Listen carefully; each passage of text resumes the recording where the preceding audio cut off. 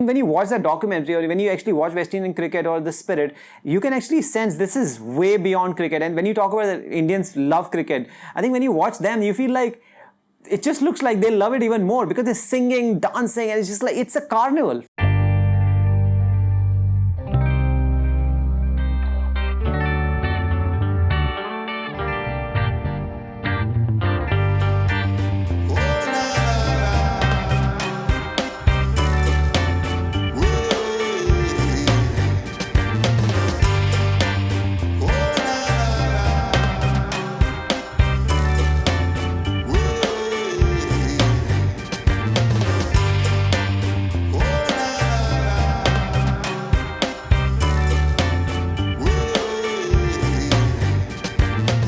When a new baby is born, right? So mother waits for like a couple of days or something. Then they now we have Instagram filters, and then they put out the pictures. Like my baby is born, everybody likes it on Instagram, Facebook, Snapchat, wherever it is, all this platform, right? But I think this movie does not show you those pretty pictures only. It shows you the entire childbirth, like how it happens.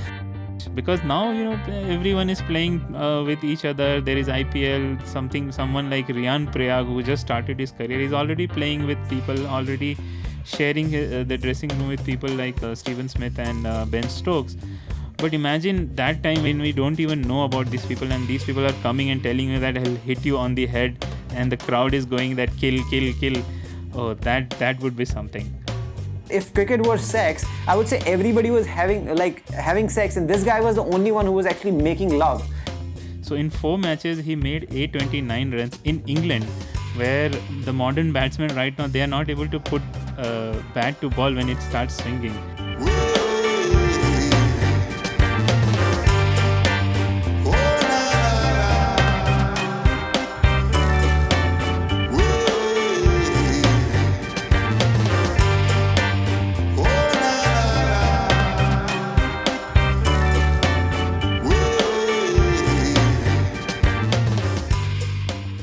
Alright, hey all the wonderful people and also not so wonderful people who are like me. You're also welcome, because everybody, it's about equality, right? And that's exactly I wanted to start on, but I'll let you know what we are talking about today. We're talking about Fire in Babylon. That's a documentary on West Indian cricket.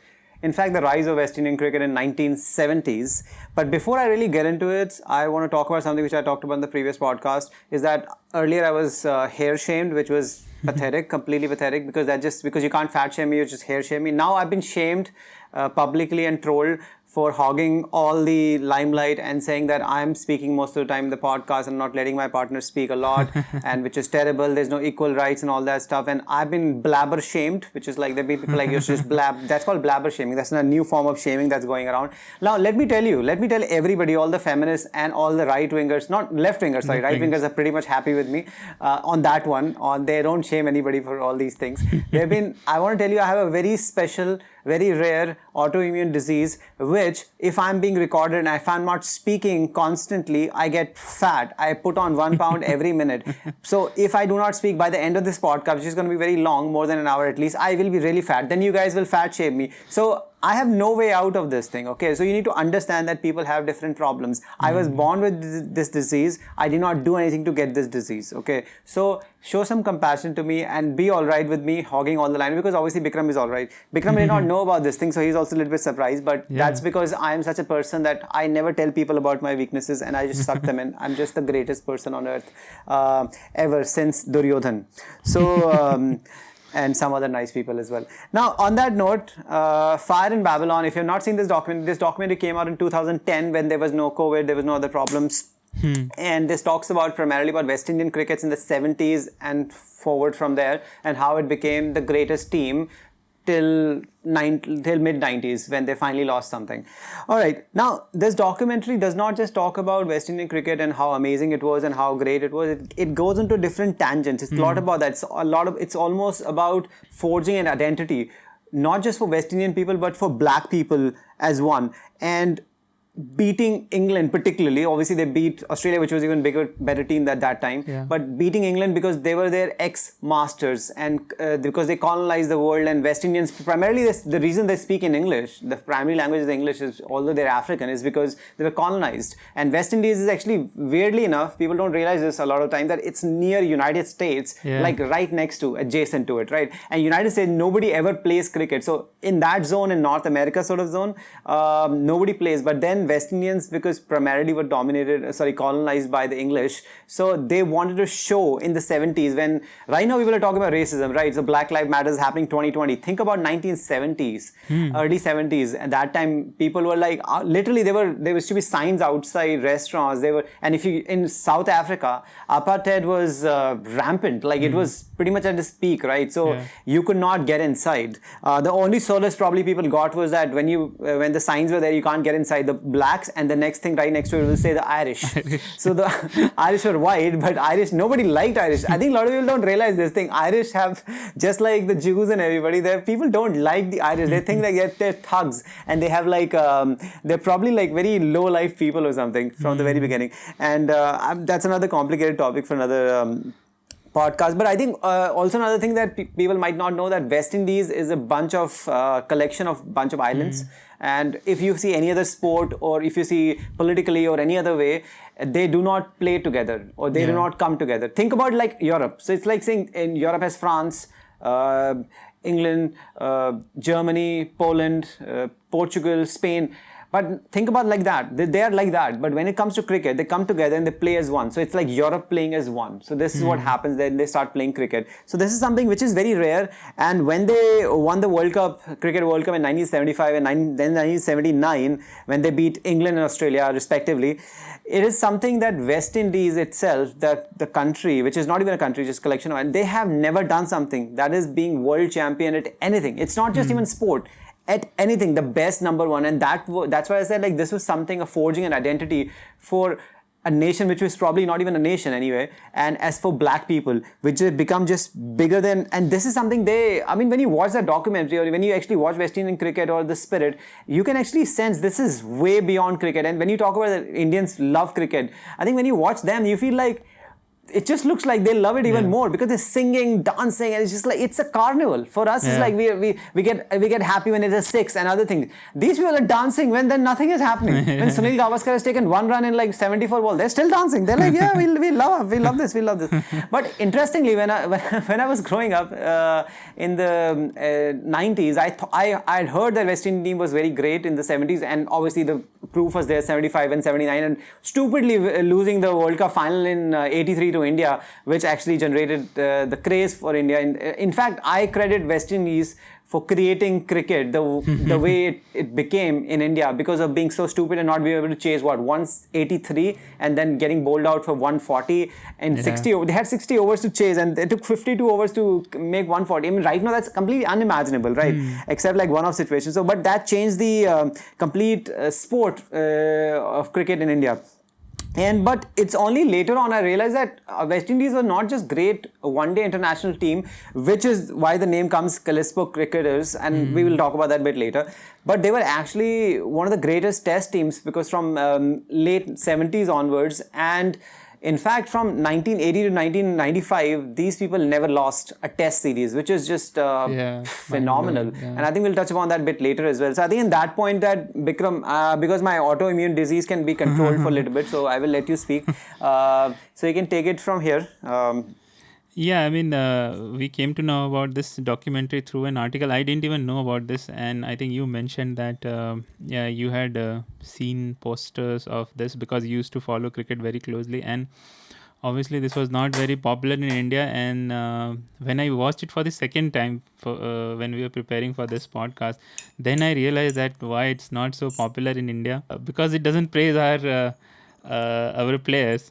And the one place where our country is mentioned, it showed like we surrendered to them.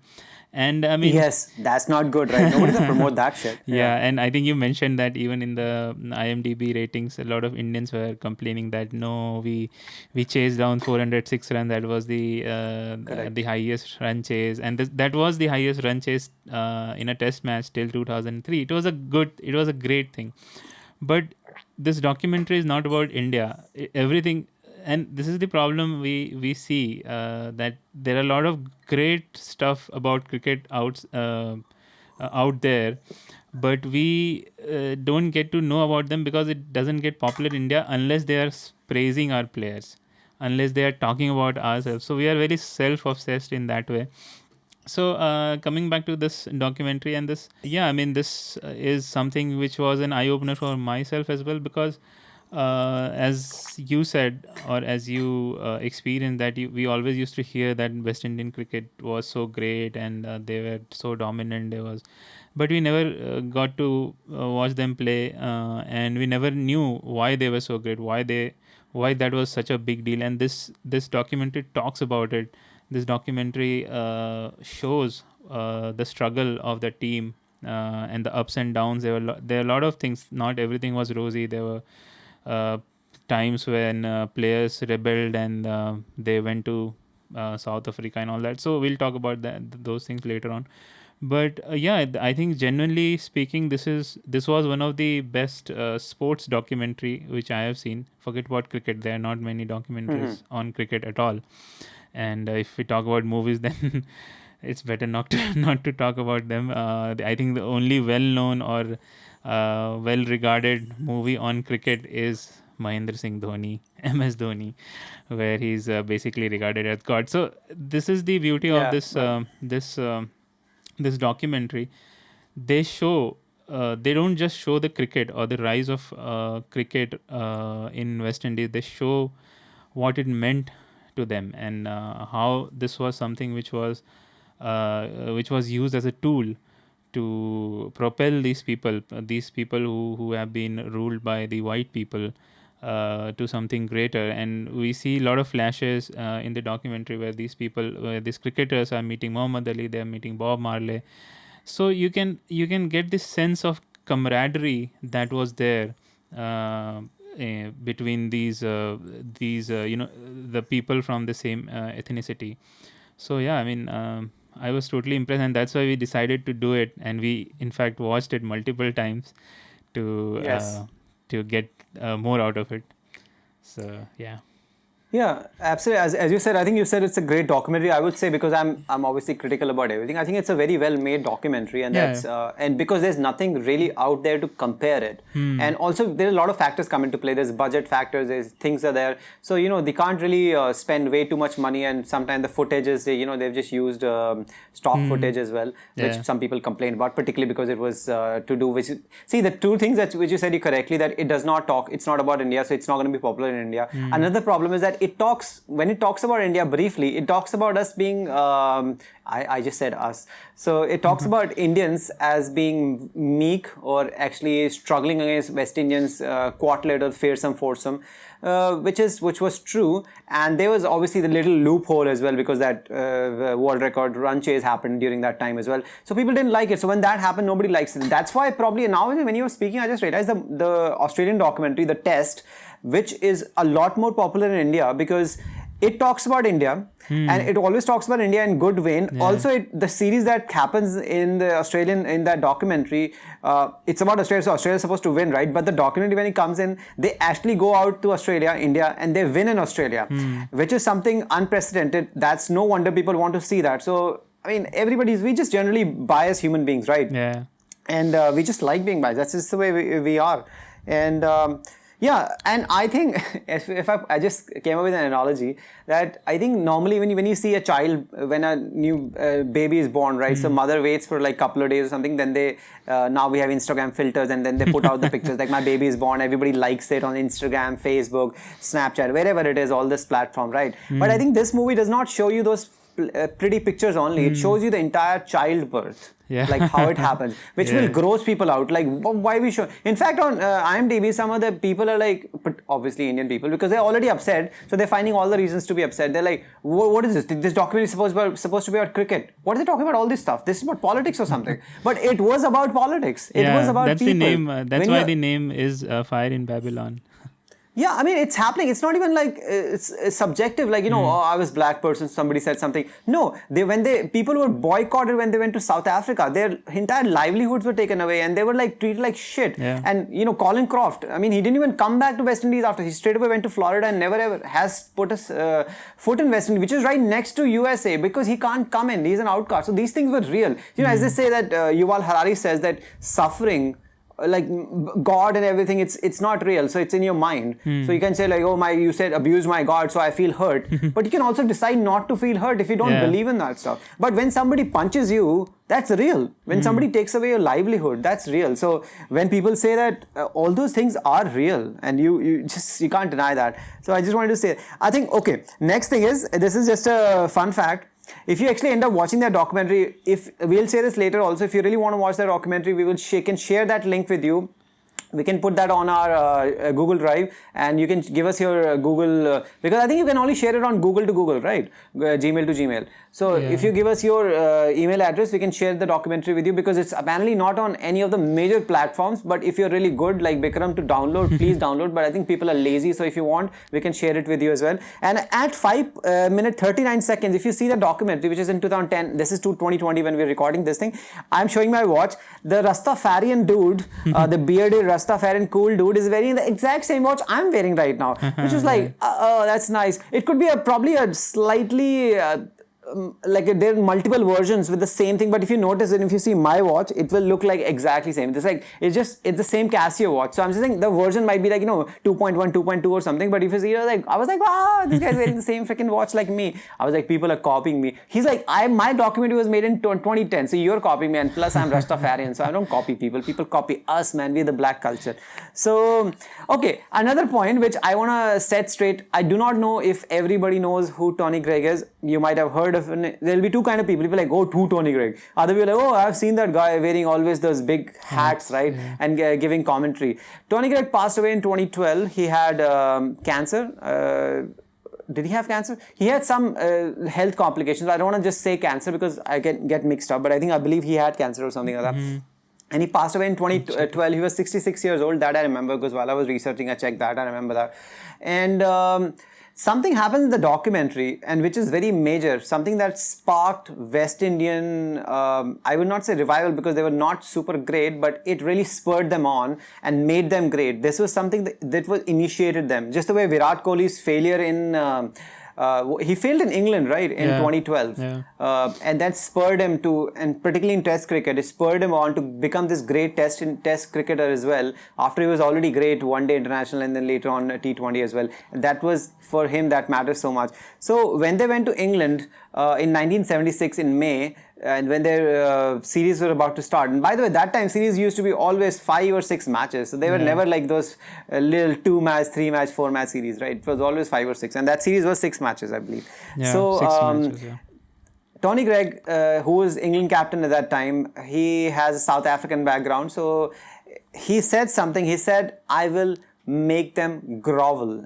People are building these West Indians up. I'm not really quite sure that they're as good as everyone thinks they are. If they're down, they grovel. And I intend, with the help of Klausy and a few others, to make them grovel. And because this had very racist connotations to it, because the English had dominated the world, and black people were slaves, and they were made to grovel, like crawl on their knees, if to know the exact meaning of that, and which meant like white people are telling. So it was interpreted as a white guy telling, and particularly with South African background, telling the black people as in a very racist way that I'm going to make you grovel, like you are like dirt. Yeah. And I wanted to clarify one thing, and we're going to put out the stick in the video right now, and. You must remember the West Indians, these guys, if they get on top, they're magnificent cricketers. But if they're down, they grovel. I probably know more about facing West Indian fast bowlers than most, because having made that silly statement that I was going to make them grovel, They, I think, bowled faster to me than they bowled to anyone else. And they did give it to me. They got stuck in, and of course I was the one who ended up grovelling. Yeah, so now you watch the video, so you see the clip that was there in the documentary, which just says that Tony Greig is which showcases only the second part of Tony Greig's statement, which says we will make them grovel. But now that you watch the whole clip, you realize that he actually praises West Indians, and he says that outright that, when they're good, they're really good, but when they're down, we can actually make them grovel. And because Tony Greig had South African ancestry, and at that time apartheid was like huge in South Africa, so people just misinterpreted it completely. And obviously Tony Greig in reality was a very jovial guy, and he had a lot of sense of humor. In fact, when he started getting out and they were bowling much faster to him, as he accepted himself because he made that silly statement, he actually pretended, or he actually he started groveling on the stairs when in the pavilion when he was walking up, and just being funny about it. And it's just like, the point was that I don't think the documentary is showcasing in a bad way,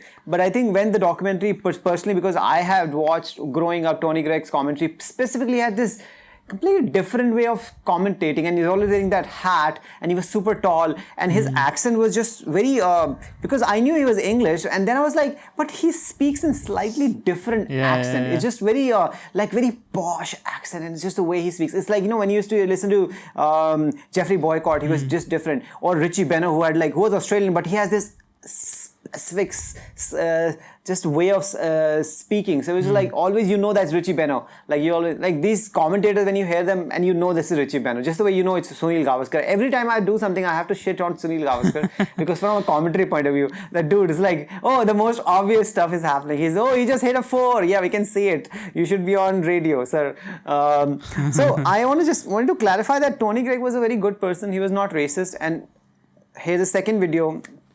You can watch Michael Holding himself saying that Tony Greig was obviously not racist.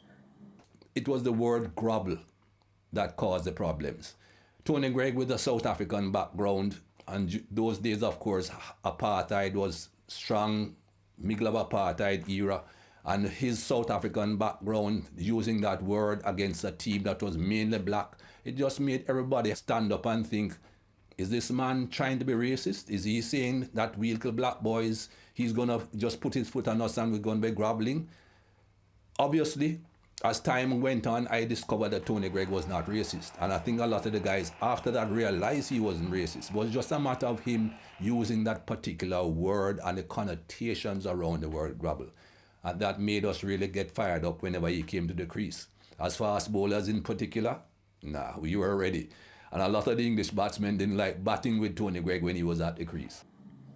All right, now that you watch the second video also, you realize that Tony Greig was definitely not racist. Michael Holding himself clarifies that he was not at all racist and a very good person. And Tony Greig himself, as I think Bikram, you said that he apologized about saying that. And he, even when he's apologizing, you can see from his tone that he's obviously serious about it. At the same time, you can know that he never had that connotation anyway, and he doesn't feel bad about saying it in that way because he never meant it in that way. He was just trying to rile them up, just the same things which we do before the series right now, that this will happen, and Australia has done that like at another level, and now Virat Kohli's team does it as well. And Virat Kohli is like in your face, man, and as we see the documentary in the test, it is just it really gets into it completely. So once that is clarified, at least, because Tony Greig is gone, right? Even if he's not gone, but it's just like when you know somebody, you know that. I was like, no, he's not. And then when I came across the full comment, and I was like, this is not fair on Tony Greig, because if somebody does not know, why I was specifically speaking on that is like, when some of you don't know who Tony Greig is and what he was, you might actually start thinking that he is racist, which is completely far from the real truth. He's not at all racist.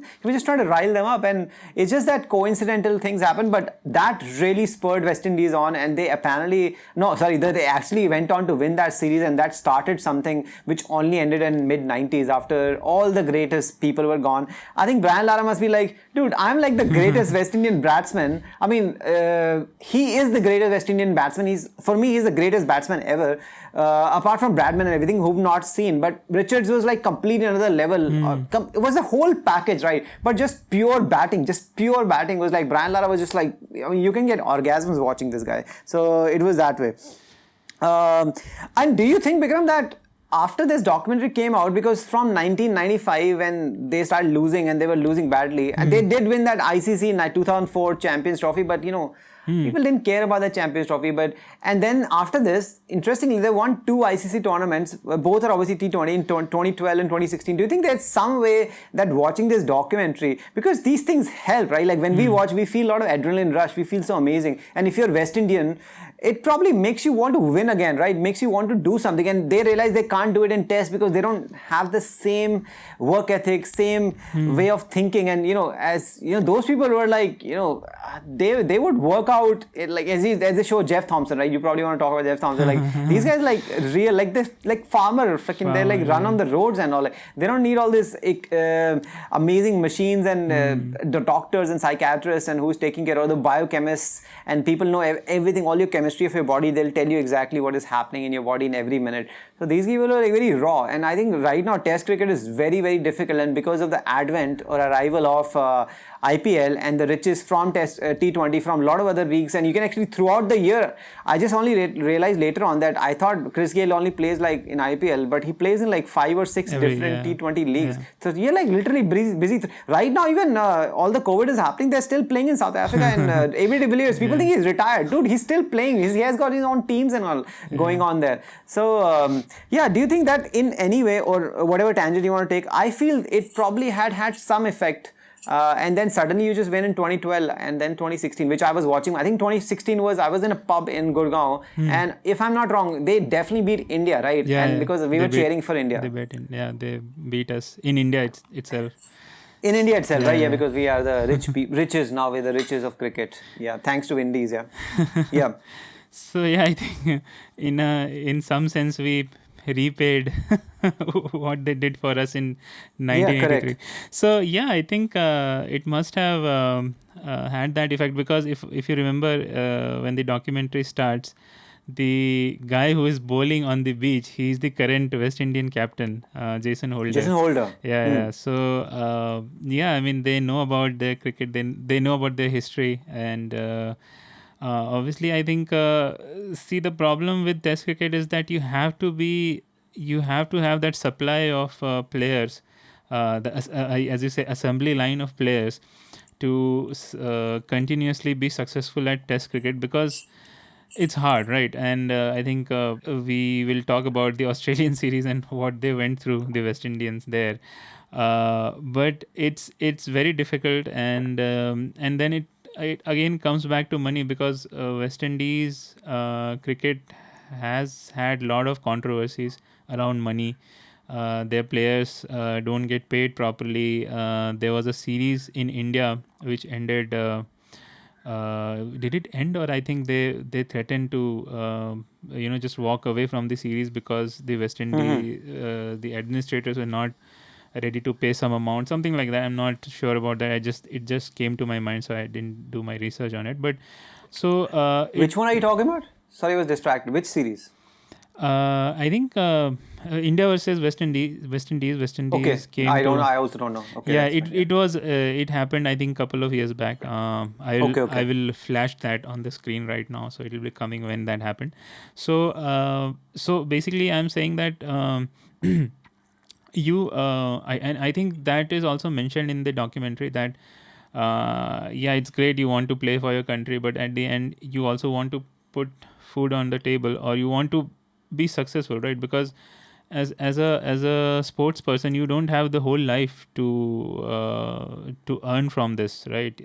You may end up becoming a commentator and might start earning from there, but you never know what will happen once you stop playing. So you want to acquire wealth as much as possible during this time.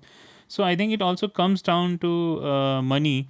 A lot of people and a lot of players from the West Indies, they are quite good, but they don't play Test cricket because they feel that they can earn a lot of money just playing in these leagues which are happening all around the world, as you mentioned. So I think that's the problem, that there would be this a feeling that we should also the current team which is playing, and they are doing well right now, they just won the first test and the second test. I don't know what is happening. I think day Rain three, is happening. Day 3 was washed out. So I think they might end up winning the series if it gets rained out. So there's one more match, so they might draw. So I'm just I was just making this point that yes, they, after watching this documentary or taking part in this documentary, because a lot of young cricketers that time were also part of this documentary. In some places, I noticed a couple of other places. So they also must be thinking that we should bring back this same glory which was there in the late 70s and throughout the 80s and early 90s. But then to win in Test cricket is something which is a very difficult proposition, and you need that assembly line of bowlers and the batsmen and fit team.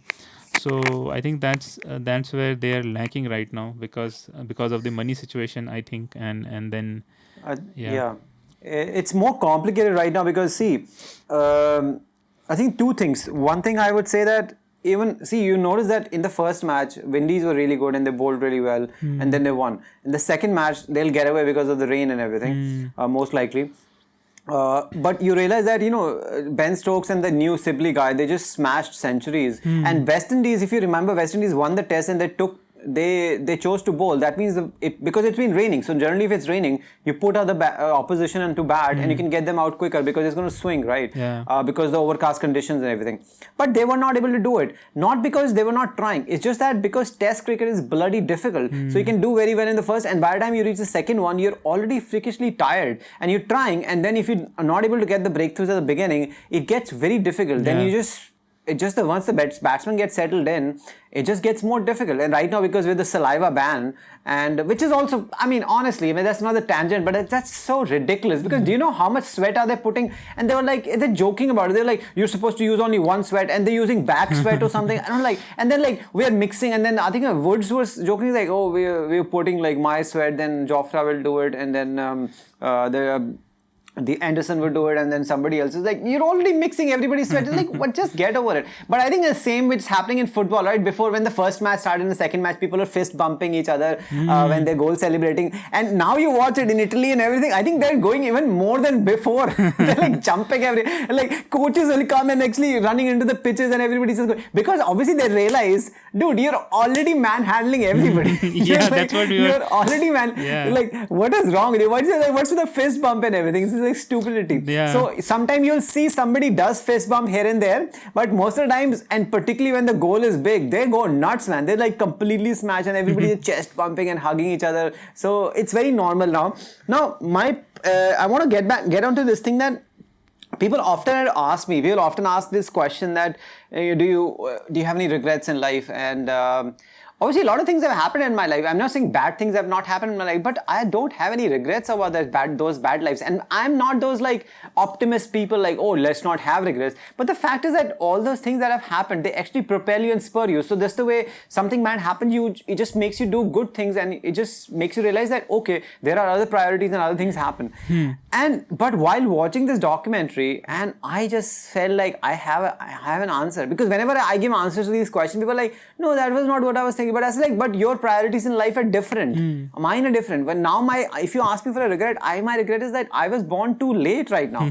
And that I could not watch Sir Vivian Richards in his prime. Because seeing this guy coming out there without any protective gear, facing Jeff Thompson, who's pretty much bowling 160 all the time, and Dennis Lillee, who doesn't even care. He's going to bowl bouncers to tailenders. And these guys are going to take your head off. And now when people were falling down, people are getting their jaws broken, then this guy the only protective gear this guy had was a chewing gum. And you come out there with a chewing gum, is like, okay, what's happening here?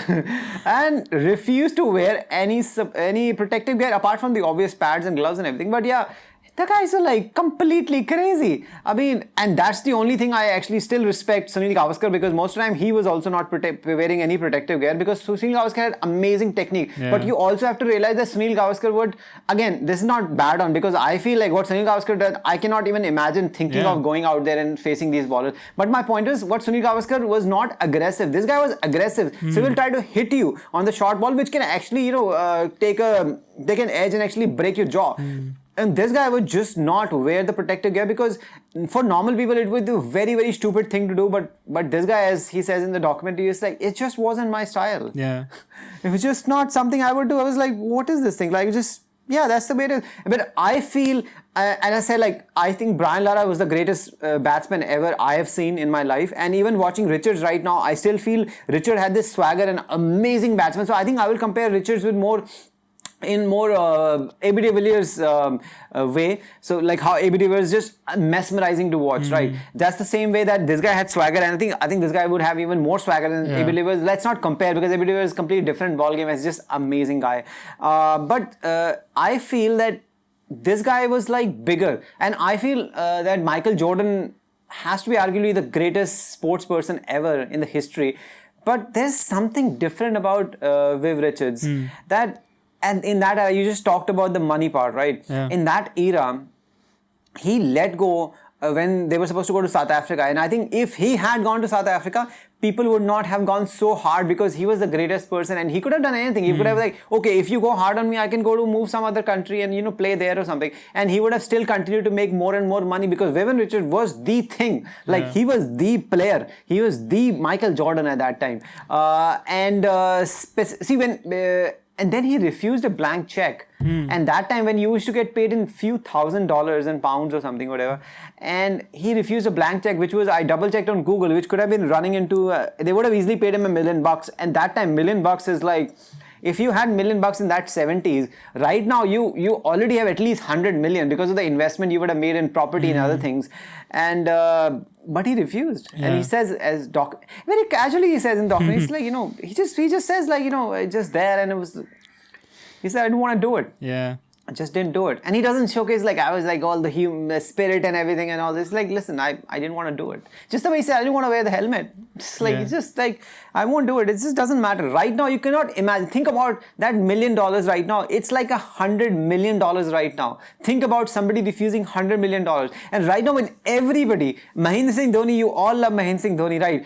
But dude, the reason he's not retiring, let me put it out there, is because his endorsements are gonna get fucked up if he retires. So that's why he's not even telling anybody, because there's no point of him playing right now in Indian cricket one-day team. What is the point? Because he's not gonna be there in the next World Cup unless he's still planning to play the next World Cup. And people are like, dude, can I just play? Who's the guy? Who's our wicket keeper? Who's the left-hander? Forgetting his name.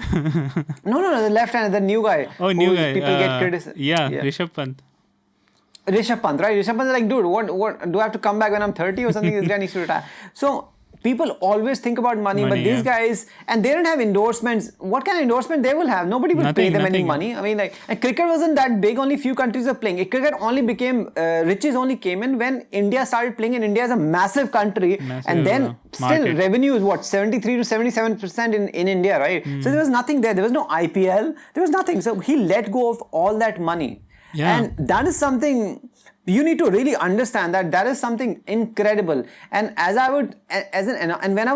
when you watch him, even in rushes, you feel that, and I've talked to people who have watched Vivian Richards, they feel like, and this is an analogy I'm giving, but if I were to be the one who actually watching him live, I would say that if cricket was sex, I would say everybody was having sex, and this guy was the only one who was actually making love. And because this was just, I've watched it and like watching it live, I mean, it would have been just enthralling, right? Completely enthralling. And that's something which I missed out completely. And but those teams, the Windies team in the 70s and 80s and early 90s, and Australian team which dominated late 90s and early 2000s. And right now, Indian team is obviously not as dominant, but they have the culture. Like, you can feel they're trying to play with the same spirit, same killer instinct that these guys have. And Australians had a lot of, like, you know, rawness in them, and they wanted to win, and they were like, you know, they were just brutal. They were like, we will go out and win. And West Indian had that race thing they wanted to get over, and they want to showcase the world that they are the best. And Australia has the same thing, and the sporting culture. And India is now coming up. I think yesterday I was telling you that there's something which is very odd, that Jadeja, at least 3 people I know 100%, Jadeja, Bumrah and Kohli, their father died early on. And which we mentioned, Shami, although he doesn't have a similar thing, but he has a very interesting divorce story, which his wife completely shit all over him. And after that, he's come out with a vengeance. Normally you would think that the guy will completely go down, right? But he's come back with a vengeance. So there is something you need in your life, some hardship, some adversity, which makes you come back and say like, no, I'm gonna prove it wrong. And as Shami says, when everybody's tired, I come at that time. Yeah. And I show fire when everybody's tired, and I'm like, I'm gonna come and take the ball and actually show you something different. So I mean, that spirit I've never seen from Indian cricketers, and the killing instinct was always missing, which was brought in by Saurav Ganguly, and that's just something completely different. And the cricket has become so. Really professional, because if you remember seeing all the English batsmen, some of them wearing they're like not just fat, they're like old and fat, and I'm like, Jesus Christ. Clive Lloyd, when they say he's a young captain, and he was actually 24 at that time, I was like, Clive Lloyd looks like he's like 45 and looks like an accountant from Karnataka. And I was like, what is this guy? Yeah. And he was actually very unfit. Clive Lloyd had punch, and it's only when later on they got that muscly guy, if you see the documentary. Yeah, when they started he looks playing like some bodybuilder. Yeah, World Series cricket. Yeah, and everybody got fit, right? Superly. After Kerry Packett got the World Series. Yeah, I think, I just wanted to talk about, because when you watch the documentary, and since we're talking about Viv Richards, and he has the personality, and with that he has the voice as well, which goes. Oh boy, yeah. And when when you were talking about him rejecting the blank check, I remembered that dialogue when he talks about the color which he used to wear on his gloves, the green, Oh, yeah. the 3 green, colors. gold, and the red, and he talks about that. It just gave me goosebumps whenever I watched it 3 times now, and all those 3 times I feel like, oh my god, I wish I had this kind of voice. And he was just incredible. And we were talking about that series where Tony Greig made that infamous comment about groveling. In that series, he made 829 runs in 4 matches, and that series was of 5 matches, and he was ill for I think for the second test. So in 4 matches, he made 829 runs in England, where the modern batsmen right now, they are not able to put bat to ball when it starts swinging. And and he made 829 runs, and he completely destroyed their bowling.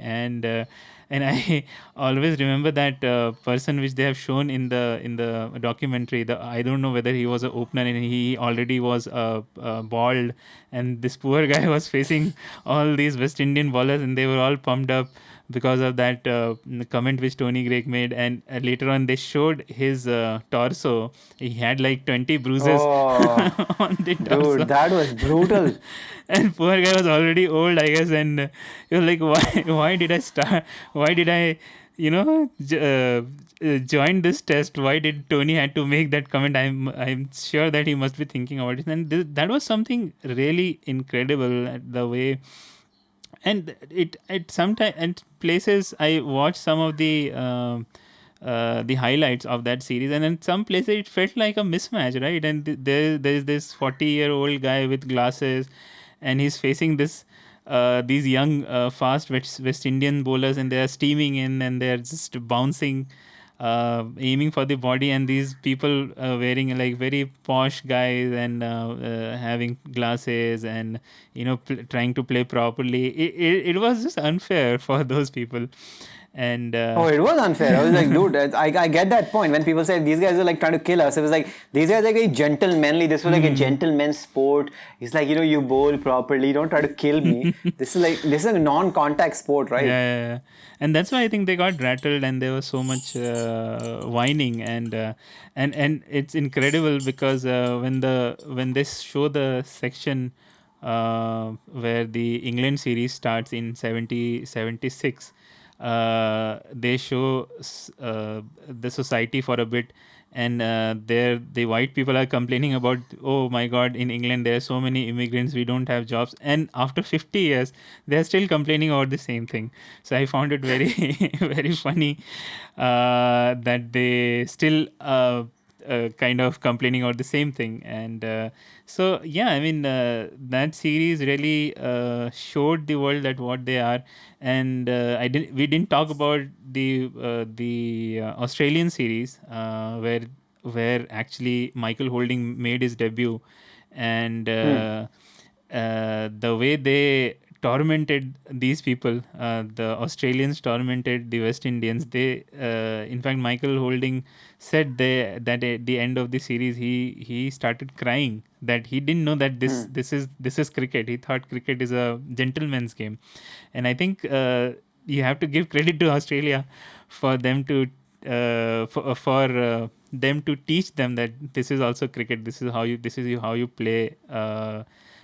Play very hard, and the way they showed Jeff Thompson his entry that was very funny. It seemed like he's that country yoke running around catching a pig and holding the pig By the hinds, yeah. yeah, and then they tell about him that he is very brutal, he's cruel. It completely felt like those old Roman times, when there used to be gladiators fighting in arena. And MCG, when they showed the picture, the stadium was full. I have seen MCG full, but it was a different stadium right that time, right? There was no the stadium was more open, and you can see all the seats occupied. And then these two bowlers, Dennis Lilly and Jeff Thompson, are coming and attacking you, and the crowd is going Lily, kill. So I mean, I don't know. That was something. I would kill for that atmosphere. I mean, to experience that atmosphere again, because I don't know. I don't think that will ever happen again, because there were a lot of politically incorrect stuff being said during that time, which I don't think will be tolerated now. But just to play in that kind of environment, that kind of hostile environment, it needs a lot of courage, because now everyone is playing with each other. There is IPL. Someone like Rian Prayag, who just started his career, is already playing with people, already sharing the dressing room with people like Stephen Smith and Ben Stokes. But imagine that time when when we don't even know about these people, and these people are coming and telling you that I'll hit you on the head, and the crowd is going that kill. Oh, that would be something. So yeah, I mean, that just incredible. And these things we never knew about, because when we watch the highlights of old matches, it's very subdued. People are playing, and then if it's in England, there people are clapping, and there is one section of West Indians who are always jumping, and they are attacking the pitch whenever the match finishes. So those are the things we know, but we don't know about these things, right? The nuances which used to exist at that time. So yeah, it's a different world altogether. That can be like really, really fucking scary. There's 100,000 people in that MCG, and that was an open ground. People actually come and touch you and shit. So and they will abuse you. They'll say shit to you directly. And I think as we were talking about that, people were complaining about the fearsome foursome, as they said, right? Colin Croft and Joel Garner and all the other two. So Marshall and everybody. So all these people were, I think that England was complaining, but there's the same medicine that was given to them. And I think a lot of people, I want to touch upon that. People feel that cricket, a lot of people, see, India, everybody's like, I know cricket, but most people don't know cricket. Don't know cricket at all. Hardly anybody has ever played with season ball, which is called cricket ball. People don't even know what is season ball. That's called the cricket ball. It's called season ball. Now, a real ball, you know how hard? It's hard as a fucking rock. Okay. If I hit you with that ball, you will know it's like a rock, and it comes at those space. Now, let me explain to people, the people are complaining that all the fast bowlers, you're trying to kill me or something. First of all, it's very rare to get somebody who can actually bowl at 140, 150, forget about 160. Okay. It's extremely rare to get somebody to do that in the first place. I was a fast bowler. I think I bowled around 125. And 120 to 125. Literally, I was like Saurav Ganguly. Okay. So, and I was a fast bowler in my time. And that's the fastest I ever bowled. So it's very, very difficult. And I was bowling from the very onset. When I was like 5 years old or something. So that's the best I could get to. Okay. Obviously, if they had trained me, I could have crossed 130 as well. But I think after that, there will be limitations at max after 130. So it's very rare art. So when these things happen, these people are already one of the greatest people. To bowl somebody, to break somebody's head, a professional cricketer, professional batsman, you really have to be really, really good, because I have faced a lot of people bowling, people bowl a lot of bouncers to me as well in the nets also. It's not very difficult. You see it coming. In fact, when the bouncer is there, because it pitches in the middle of the ground, you have enough time. You can actually move away, or you can hit it, you can walk around, you can just block it. There's a lot of time. But when that speed goes beyond 130 and the bouncer goes and every kilometer after that, it is getting scarier and scarier and scarier. So although cricket is not a contact sport, but the ball doesn't give a shit. The ball will hit you. And as that picture that you've seen already in this podcast, and the people who are listening to it, please, we are putting the link there so you can actually see the bruises that dude had all over his body. He had like 15 freaking ball bruises, and those bruises were bad. He's broken few of the ribs as well, which they're not saying it in that picture. But dude, that is like real shit. When the ball hits you at 150, you know something is broken, and then you're not supposed to show that you've been hit. Boy. And in my own experience, the fastest I've faced somebody is 130 kilometers per hour, which is give or take 81 miles per hour. And the first, he was a left armer. I was playing him in the nets. And the first time, and he was training with some third division or second division Australian team. And then when he was bowling with the left, plus also there's a problem when you bowl with the left arm and you're a right batsman, it takes a little bit longer to adjust, right? So the first 3 balls I did not even see. I swear to God, I had no idea where the ball was going. He was just pitching it in straight line, and it was a little bit swing. He was generally swinging in, and I could not see it. Luckily, I think 2 balls hit my pad and 1 ball went between my bat and pad, and just luckily didn't get bowled. 4th ball I started seeing a little bit, and then I was very happy. That's why I specifically remember this guy, because I remember then I was like able to see it and I was able to fend it off. And the best part about this thing is that if you're a good batsman, if the ball is coming at speed, and if you have a little bit, you can understand what is happening. You just have to touch it and it just flies after that, which you see in international cricket, right? But boy, 160 and bouncers coming in and ball swinging everywhere, and once it hits your body, oh boy, it's difficult, man. If that guy started bowling bouncers and 130 and on my rib cage, and if I miss something and hits, it's gonna break something. And anybody wants to do that, you can go to Amazon, buy a cricket ball for yourself, and get somebody very strong, just throw it straight at you, just like baseball style, and try to bowl a bouncer, 6 of them. Just have, if one of them hits you, and trust me, it will. If you're not played cricket in any kind of professional manner, you will know what real cricket is. And after that, you'll never throw. It's not like rugby or boxing. Dude, when the ball boxes you, it fucking hits. And I don't even know, Bikram, how these people are not wearing helmets, because if it hits your jaw, it just breaks, like your jaw pops out, man. It's just brutal. Like, that's bruises is one thing, but jaw popping up, because your jaw is not built to get hit by at 160. Have you seen a car going at 160? It is zooming fast. Imagine a car hitting you at 160. It's crazy. Can you imagine? So that's what is 160. People need to understand. This is cricket is. People keep calling it gentleman's sport. I don't know. That's the freaking greatest misconception. It is just brutal, man. It's brutal. So, not at all. I was like, not at all. And then Malcolm Marshall, right? That dude playing with his arm fractured, and he literally has a plaster on. Like, freaking crazy, man. Like, he's this plaster on, he's batting, and he's bowling also with the plaster. I mean, what is happening? This is international cricket. Like, I remember bowling with fielding in my school with a sprained arm, and I had those crepe bandages on.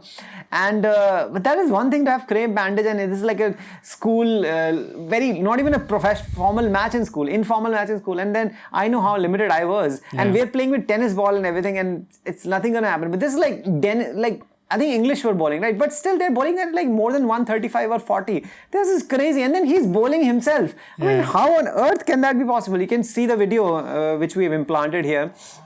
Man, that just stuff is just outright crazy. And batting as well. I think he was batting with a single hand. And batting with single hand as well. It's like completely like super crazy stuff. Yeah, that was crazy. So that's something that just like gives me all the chills and everything.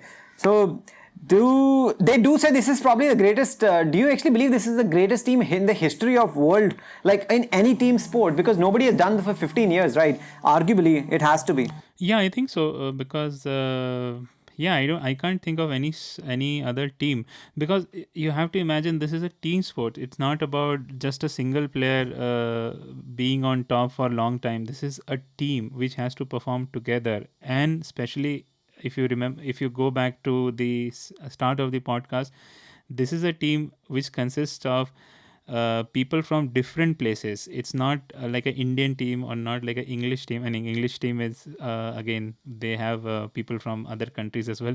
But these people who are coming from different islands, these islands have different government. They have different set of rules. They must be having some problems with each other and all that.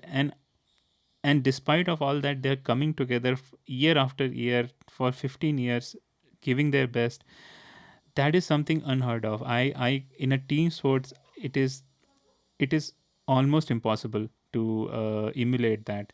So yeah, I think I completely agree that this was this team, or this the series of player which came in this team for 15 years. They were the best team, the greatest team the sport any sport has ever seen. So yeah, I completely agree. All right. So last question to you is that can the Indian team right now, because the Indian team is just as good. When I say good, it's not about talent, because we had better talent in the 90s. Yeah. And Tendulkar, Dravid, Lakshman, all the quartet was there and everybody was there. But right now, it's the best time. Like, as a team, we play as a team, which is as a unit, which is the most fit unit. We best fielder, best bowlers, and people bring out their best. They perform better than their abilities also. Do you think there is a chance that once the Indian team comes back after this little break that we've had, and can India right now in the first series? I think when are we playing Australia? We're supposed to play Australia, right? Yeah. Towards the end of the year. Yeah, Are we yeah, still we're playing them? supposed I to. don't know what the situation is. But I think that will do you think happen, can India actually do less. something like that? Oh, it will get postponed, whatever, but it will happen anyway, right? It will happen. Yeah. Yeah, I mean, obviously when you watch the documentary, they hype up a lot of things. I mean, they like, for example, when Obviously. they talked about the India series, they didn't talk anything about India winning the series. So it's not, they were not like outright great and they were winning everything. They must be losing somewhere. They must have drawn some series as well. But yeah, I think India has the opportunity, has the capability now, and I'm not, again, not talking about the talent pool, because I think we have a mix of good experienced players and some young players, so they can emulate that.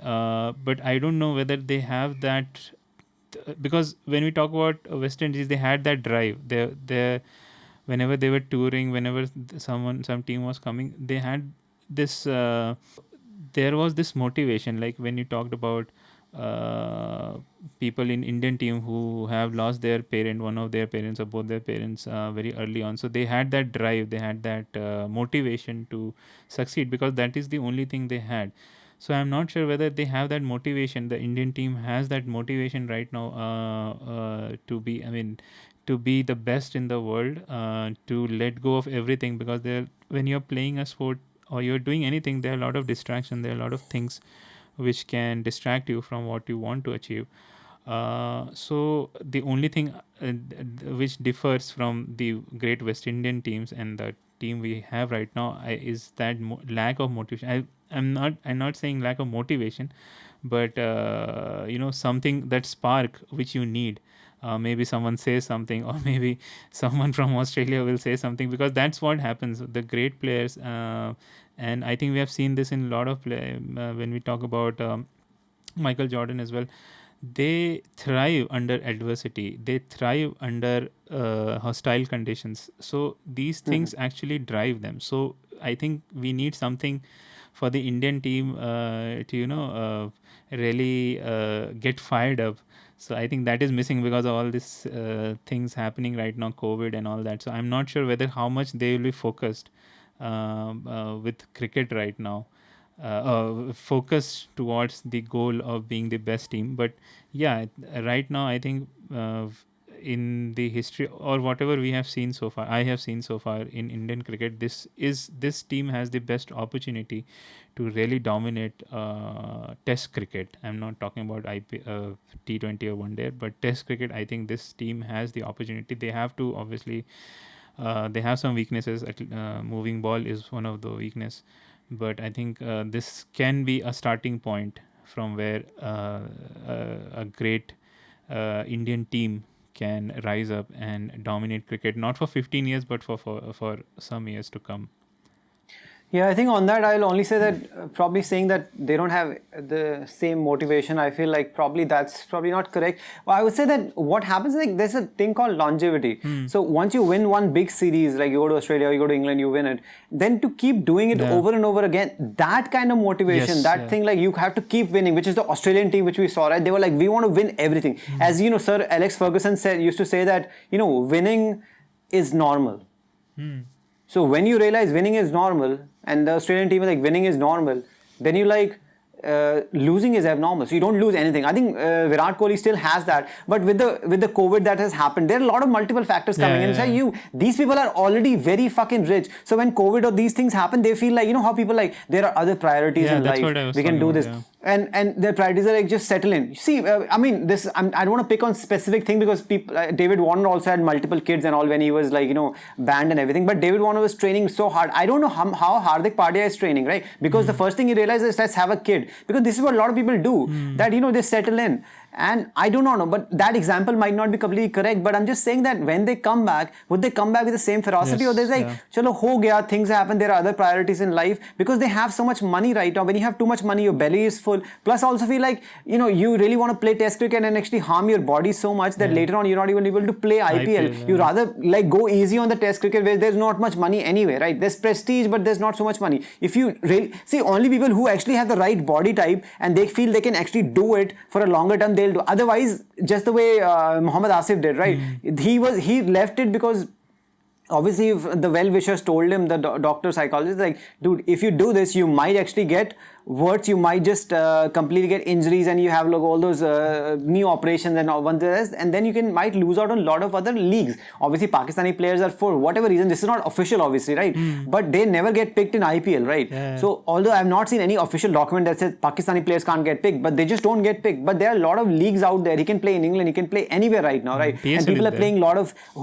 Who is that? What is that team? It's in England, right? Where all the South African players end up going, all the best players. Kolpak, what is that?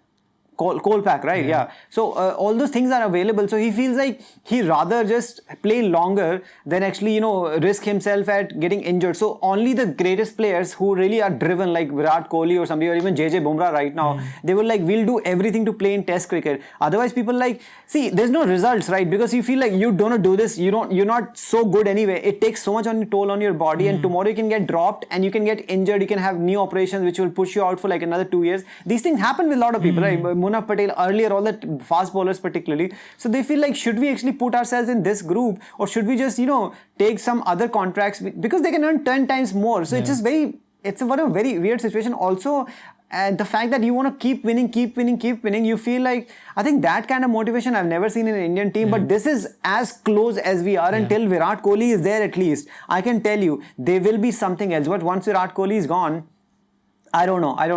There's nothing, because when I was so naive when Shane Warne was getting retired, I was like, dude, this guy is in Australia. Everybody must be wanting to be a leg spinner in Australia because of this guy. Guess what? We don't have any leg spinner in the entire world, for heaven's sake, man. That guy was so special that...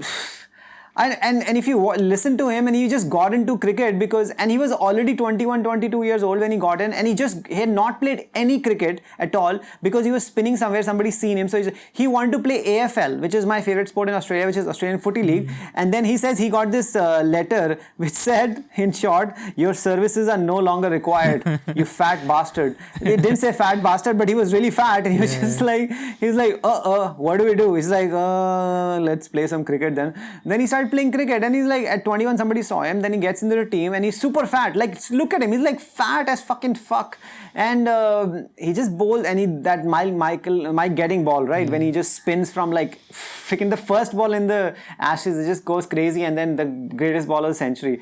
And after that, he actually once in the Australian team, then he starts to realize that he's in the Australian team.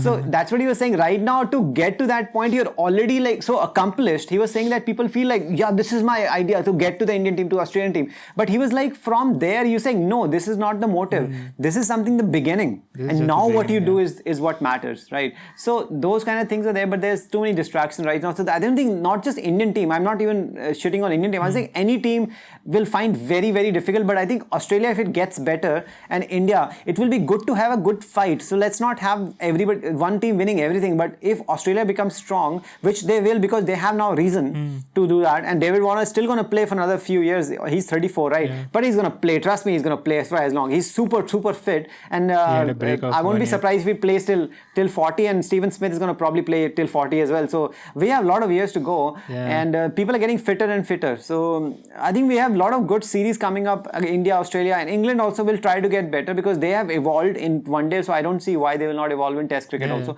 But as long as there's two teams, like good rivalry is there, we will have good Test cricket. And one day and T20 will continue anyway, and that's perfectly fine because you need to get the revenue in to keep the Test cricket alive as well, because Test cricket is the holy grail, no matter what you say.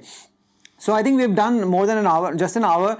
At this point, I'll say that anybody, again, repeat that anybody who wants to watch it, please share your Gmail address in the comments, and we'll share the documentary with you, and you can watch it in your sweet time. And like and subscribe if you liked it. And if you have friends like me, you have friends, please ask them as well to subscribe. And now we are on Anchor and Spotify. People know what is Spotify, so Anchor is similar to that. So our podcasts are there to listen, and when you listen, it's much better because you don't have to see our faces. It's just beautiful. Plus also takes less space, and you will find it much more wonderful. And my novels and everything are there, but let's not promote everything in this podcast. So that's about it. So I hope Indian team and Australian team, and hopefully probably England also, and West Indies. Let's not forget, that was the comment, comment. This podcast was, and the West Indian people watching is like, dude, what happened at the end? You just completely forgot us. You just used us, and now you're like, you're not good enough. We will win. We will win. We will win. ICC 2020, which is happening in Australia, delayed obviously, but whenever it happens, West Indies is still right up there, at least for T20. But it's only when they win if they win this Test series, by the way, they get away in this match, and then they somehow draw or win next match. That would be big, man, because they already said this, the first win coming back from also COVID, and then everybody thinks, and then dude, West Indies won the first match. That was a big thing. And but that sparked Stokes also, right? After he lost his Test match in his captaincy, now Root is back, but then this time he was determined. You can feel Stokes is more determined after that whole debacle that happened after the bar fight, right? When he was suspended and he he's like that. I mean, even in IPL, I think you don't follow that much IPL, but even in IPL, he was picked up for a very large amount, and he didn't do so well. And in the second season, you could see that he was really trying. He was really focusing to be better. So he's one of those players. So we want people like that, and continue enjoy the rest of the weekend, and love you all. Yeah. If I could say that. Take care. Okay. Bye-bye. Bye-bye. Bye-bye. Bye-bye.